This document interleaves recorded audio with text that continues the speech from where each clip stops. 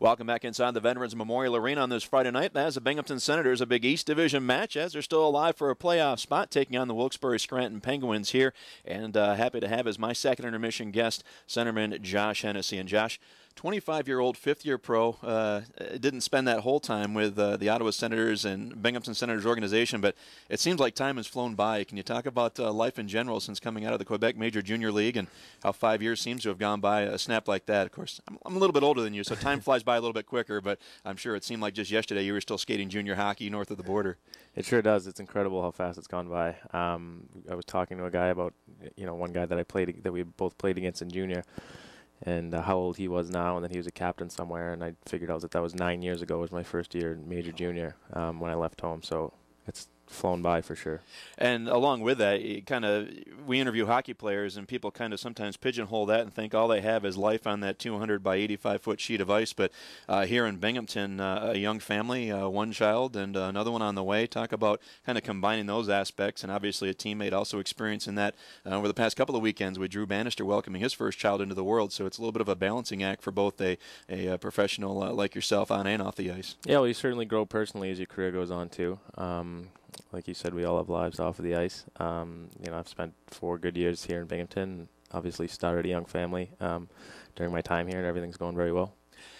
Taking you back a little bit, I mentioned you played in the Quebec Major Junior League. Now, how does a native New Englander, you were born in Broxton, Massachusetts, make the choice to go north of the border, play in the Canadian Hockey League, given the fact that you're like in the heart of New England college hockey nation? Talk a little bit about that decision-making trying to break process. the mold a little bit. I grew up a fan of BU and BC. I had nothing against college hockey.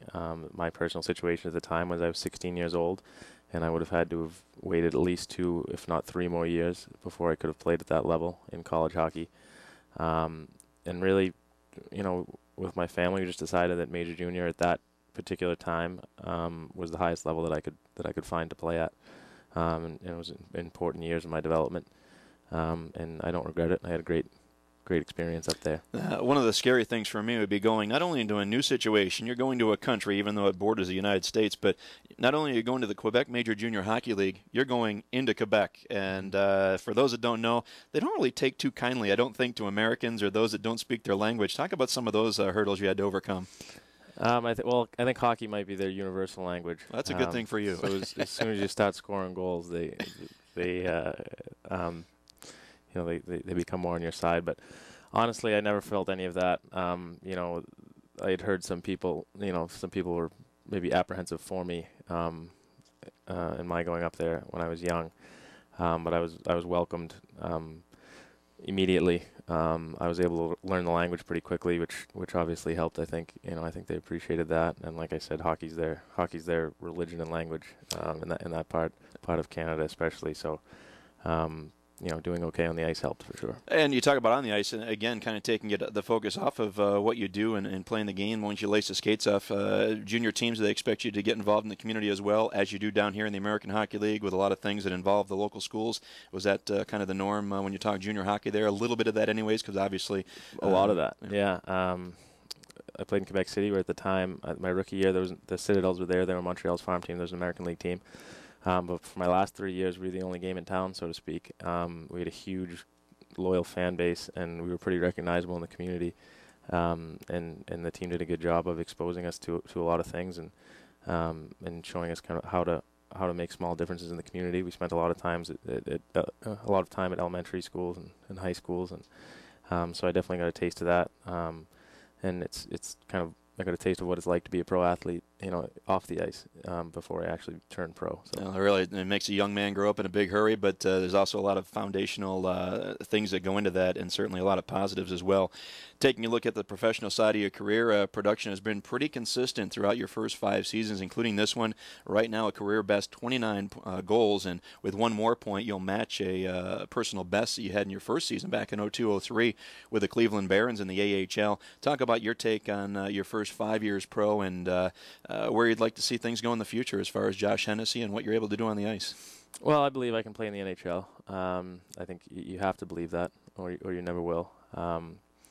My production, numbers-wise, has been fairly consistent, but I think my overall game has gotten better this year. I think I've improved a lot of different aspects of my game, and on a game-to-game basis, I've been more consistent than I have been in the past.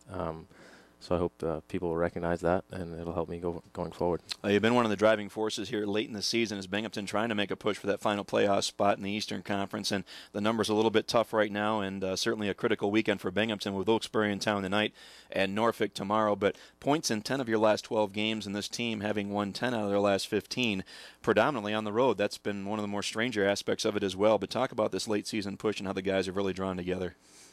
Our backs are against the walls for sure. Guys pull together. I think that stretch where we couldn't seem to get a bounce or find a win, we actually played some decent games where we might have deserved to win. And looking back, it would have been nice to have at least a couple more points. 4 or 5 points make a huge difference right now. Helped our current situation. But like you said, we've been able to pull together. We've played a much better team game. I think really it was just a confidence and mentality that we expected to win. We've gone in the third periods during this stretch of wins. We've gone in losing. We've gone in tied. We've gone in up by 1 goal. And I think we've learned as a group that we're capable of closing teams out and winning that third period. We'd like to get these last 3 home games. We'd like to get wins for the fans, like you said.